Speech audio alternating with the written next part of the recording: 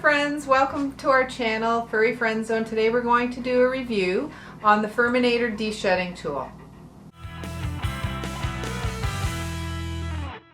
So the Furminator tool is, like I said, a de-shedding tool, and it works, in my experience, the best on a dog that is a double-coated dog that's got relatively short hair, which Fred here, our gorgeous, perfect model, which you have seen before. So we are going to demonstrate. Now the Furminator comes in different sizes, and it also comes in different tooth sizes. So you can see with that one is longer than the other. So this one is the long toothed one, and this one is the shorter.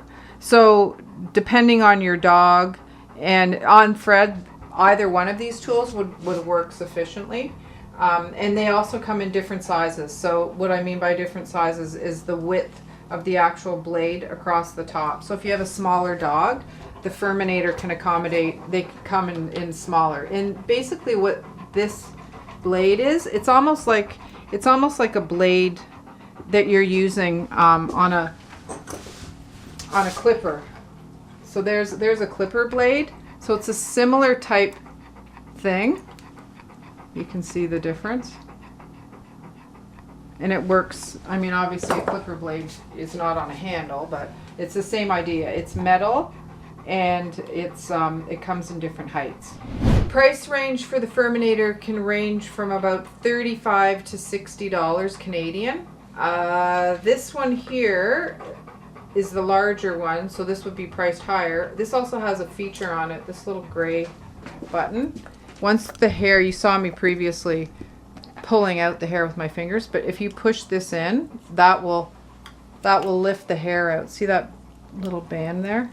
That just pushes out the hair. Personally, I would just use my hand, but whatever. I'm sure that that's a feature that they add in there, and they can charge you an extra $10. You don't really need it. And then if you look at all the Furminators, it will say long hair cat or short hair dog. Like this one is theoretically for a long hair dog, but as you could see, Fred is not long hair, and it was working perfectly fine on Fred. So now I'm going to demonstrate Furminator on Fred's coat. He's completely dry right now. I'm going to use the longer one first and just show you. Come here, Freddie. What you do is you run with the grain of the coat, and don't press too hard, and you won't need to. In a minute I'll show you why.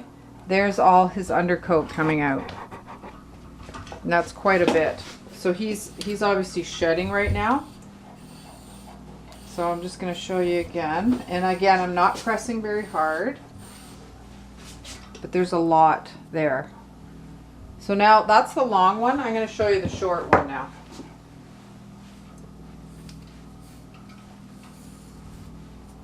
And I'm going over the same spot, and I'm going to explain something.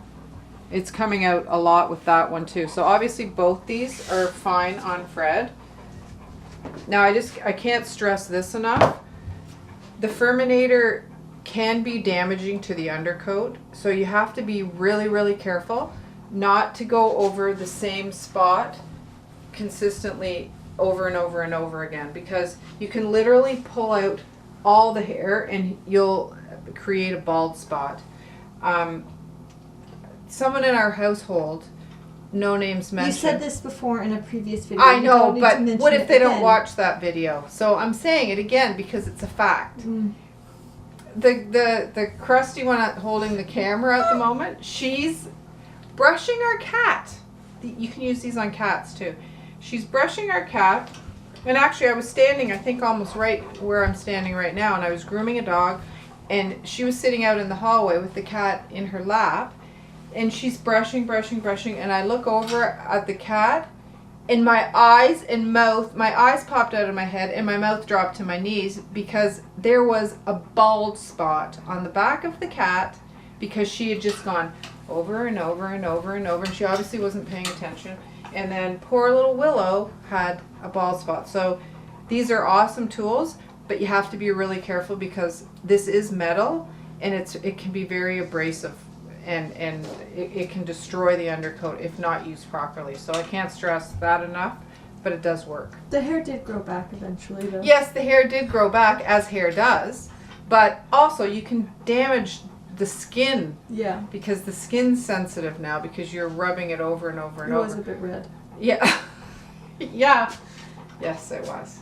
So, and another thing is you can bath your dog, and you can also do this on a wet coat, which when I'm grooming, I do run it over the dog while he's wet, and then once I've dried him, that blows out all that undercoat I've loosened up, and then I go again on a dry coat. And actually, it's almost like the dogs like it. Like Fred likes it because it feels like a massage. Fred, when Fred goes to the spa, he like closes his eyes and he's in heaven, right, Freddy? Because he's a good boy.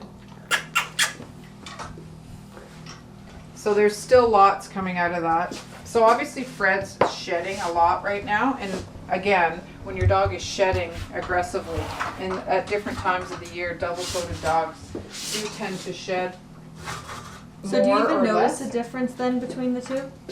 Well, I'm just going to show you the long one, and they shed a lot back here too, in the rump area. Rump? Yeah, What the in the pants. that mean? I call it the rump, arse, ass. Yeah, You I've know. heard that part. So look at that. I would say right now, with between the two of these, the longer one is working better on Fred. He's a short-haired dog, but he's also got, like, because he's a mixed breed, he's got, like, see how it's longer there? And it's longer around his, like, he has a kind of a giraffe neck, and it's long around his neck, too. So you just have to be careful, like, don't, because there's hair coming out consistently every time you run it through his coat, don't keep thinking you need to keep going, because you could, like I said, you could really damage the skin and the coat. So just do it err on the side of caution and get the loose coat out, and it will really aid in shedding. So I'm going to do the Furry Friend Zone scoring. What do we call it? Furry Friend Zone score. Durability, I'm going to rate these an 8.5 out of 10 because they are fairly durable. I mean, you still have to be careful if you drop it because this is metal and it will chip. But I've had this one for a long time. The handle has come off. I was hiding that earlier. And a dog chewed the end of it. But those are, the handle coming off, yeah, that's part of durability.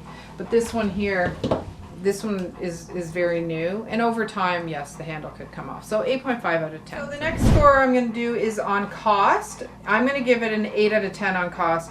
It is a little pricey, but there aren't a whole ton of effective de-shedding tools out there. So yes, they're pricey, but you can get them on Amazon. You can shop around. You can get them on sale. Like for example, this one I got on sale. I think I got it at Wren's and it was $25. I lucked out, but you just have to be like, I love getting a good deal because I buy a lot of grooming equipment, and $25 for this is 100% well worth it. Next scoring is on effectiveness. I'm going to give it a 9.5 out of 10. I'm not going to give it a 10 because not much gets 10. Used properly, it's very effective, but that's the key. You have to use it properly for it to be effective. So thank you so much for watching. I hope this was helpful, and Fred thanks you once again, and we hope to see you next time. Please like, comment, and subscribe, and if you have any questions or recommendations on future videos you'd like to see, we'd be more than happy to help. See you next time.